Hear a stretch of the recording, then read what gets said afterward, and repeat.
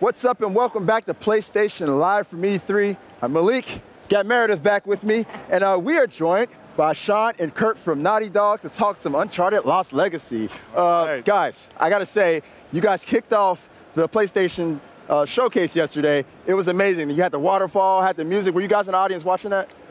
Yeah, it was awesome. We were there. Incredible. I was worried that people wouldn't think that the waterfall was real because it was cool. We saw it in rehearsal. It was like the symbols and everything in there. Yeah, right. And then it was followed by an epic Uncharted Lost Legacy trailer. And we got to see a lot more of the dynamic between Chloe and Nadine going throughout the story. So I want to talk a little about that dynamic that was between them. How was it kind of crafting this game? Same dynamic. The same dynamic you two have? I kind of imagined it. I can kind of see it, you know? It's there. But how was that, you know, kind of building this dynamic between these two characters? Well, we started with the dynamic, right? When we found Chloe Frazer as the character that we wanted to pursue, we thought about, you know, who to pair her up with. Yeah. The one that created the most conflict and therefore growth would have been Nadine Ross, right? This ex-paramilitary leader of Shoreline. Yeah. I mean, and the personalities couldn't be further apart. You have the enigmatic Chloe Frazer, hustler, wheeling, dealing, always backing out when it gets too tough. And then the pragmatic, militant leader, Nadine Ross. It was perfect. Yeah, I mean, when I first read that, I was like, oh, wait a minute. Chloe is like impulsive, and Nadine is so like calm and collected. I was like, and we're gonna talk about teamwork, and they're gonna solve this adventure together. Are we sure that's gonna work out? Yeah, that's it. That's exactly the question. Yeah. Right. So another thing we saw in that trailer is you guys revealed who the villain is in the game. And it's somebody that a lot of people might not have known about. I think diehard Uncharted fans might know who this is. Could you explain who that is, though? The villain? The villain. Well, the villain's Asav. Asav is this insurgent leader who's basically, you know, creating turmoil in India right now. And he also has entitlement to these lands, at least he thinks he does. There's two factions of the old empire, the old kings and the new king, which was a more progressive king.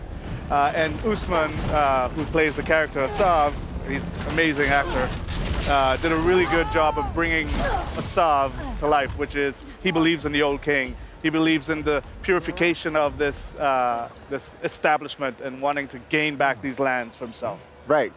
These zealots, man, I swear, they just want everything to be their way. Right. All right, so, and that eventually forces Chloe and Nadine to join forces, if I'm not mistaken, right?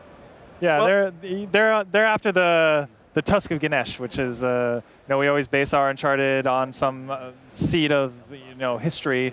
So the Hoysala Empire, which is a real thing, and we Unchartedify, you know, the ruins and bring a little, you know, there's like such a rich cultural history in India, and we blow it up to, you know, to 11, you know, these giant statues of Ganesh that you see in the trailer, and so the setting just is, everything Uncharted is there, and we have, you know, the Jeep is back. Chloe's the best driver in the business, so she's there, and we're pushing on exploration a little more in this game, kind of evolving it from the past games and just providing more player choice throughout.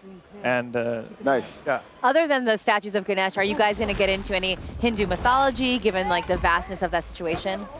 Well, these are archaeological sites. I have to say this, right? Because that's true.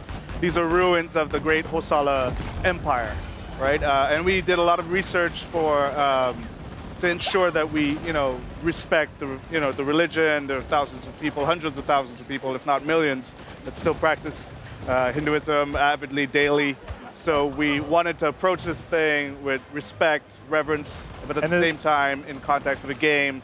So a lot of these archaeological sites are based on the Hoysala people and their empire. And the story of the Tusk of the Ganesh and how he lost his tusk, which they talk about in the trailer, that kind of thread, that is like from a real text in Hinduism. So there's like, we've taken it and made it as the base of our story. Yeah. Right. I really like how you guys always dig into the intricate history of these settings and of these cultures before you implement them into the games. It's always astounding to me. So I want to talk a little bit about the fact that this is the first Uncharted expansion, standalone expansion in history. You guys have never really done anything like this. What led you to this point right here? Well, we explored many storylines. After we finished the Nathan Drake story, Right. we were done with Nathan Drake. We were done. We were done. Oh. We wrapped it up. Killed my boyfriend. Broke her heart, Right. man. My boyfriend's gone. It's fine. No, I'm very excited for this one. Yeah, well, we explored many different, because we have such a vast cast to pull from. We went down a few different storylines. We went through the Sullivan storyline. Even Cutter came back up. Yeah. And we were messing We were around. talking about that. We want to talk more about Cutter before this show. We're going to. But you know, the Chloe story just kept jumping back out at us. It was, you know, she's such a self-preservationist. She's, you know, always like bailing out at the last minute. Right. You know, and she was just an intriguing Survivor. character. Exactly. Yeah. She's a survivor, and we wanted to see how, you know, just putting her up with someone like Nadine, if Chloe was the showrunner, if this was her job. Right. How would she fare? What would she stand to lose now that she has everything to lose? Right. Would she go all the distance? Would she complete the task? So these were the questions we started with that led to the Right. last thing. You know, that's the one similarity I can see between the both of them. Is they're both kind of survivors. I kind of got that vibe from Nadine in Uncharted 4. Yeah. The way she was, you could tell she really didn't like Wraith, but she was working with them because Yeah. it was for her betterment, you know? Of course. And it was kind of the same thing with Chloe and Drake in Uncharted 2. So I really like that. Yeah. All right, so, you know, I'm a big multiplayer fan. Kurt, you know this. You know this more than anybody. I love the Uncharted multiplayer. Will there be any tie-ins of any sort from the game? So yeah, so Lost Legacy comes with the entire multiplayer suite of Uncharted. We're kind of unifying the multiplayer. So both Uncharted 4 and Lost Legacy have the same multiplayer. So you get everything with all the DLCs released, all the survival mode, the co-op, and then yeah. So all the DLC that we've done, and then we're gonna have some Lost Legacy content in the future that we'll be talking about soon. That is so great. How was it kind of taking this different path as far as narrative goes? You know, you had this wisecracking, very clever, witty Nathan Drake, and now you have like a completely different personality in the driver's seat. How was it kind of changing gears on that? I mean, we built the game around Chloe. So, Yeah. you know, the tone of the game reflects her state of mind and where she goes, the arc that we're going to be pushing. It's a little grounded, a little more grounded, maybe even darker at times, but it's still fun, still has that sense of wonder and Chloe adventure. in the end is a fun character. Yes. Right. That's why we like her. Yes. So she fits the Uncharted, you know, the main character being a fun character is an Uncharted thing. So Right. it fits right in. Now, I got to ask, since Chloe is there, does that mean there's going to be a lot more driving in this one? Because I got to say, in Uncharted 4, I didn't do so well with those driving scenes. We, there's driving. There's more driving. That was good. You really don't like driving sequences, so I know I this. do know not like this. driving sequences. You guys are trolling Meredith. There's parts, yeah. We're trying to provide a lot of different options to the player. So yeah, there's parts where you drive, but there's also, you know, a lot of encounters you can engage or not engage with. We have a lot more stealth options and silence weapons, and the lock picking is a Silence weapons, that's kind of new, right? yeah. So yeah, you can lock pick Picking and is new as well. Nice. open a That's crate. cool. Yeah. So It's literally the sum of all our Uncharted. We're building on the foundations that we have and known all throughout Uncharted. We have big set pieces. We climb and traverse like enormous statues and ruins of ancient civilization. So the sense of wonder is there. We also went back to the scale factor that people loved of the old Uncharted as well. Yeah. So. Right. there's a lot of puzzles too. Gotta have puzzles. We gotta have without those. puzzles. You gotta have those. All right, I got one more quick question, because at the end of Uncharted 4, I was asking myself, where's Chloe at? And now she's here. So now my question is, where's Charlie?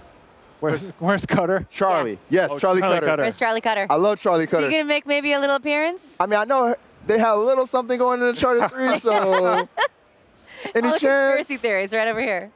I would say that this story is about Nadine and Chloe, Okay, all right. but you never know, right? In another life. Maybe, yes. Well, I'm glad you guys at least mentioned him in Uncharted 4. That felt good. That felt good.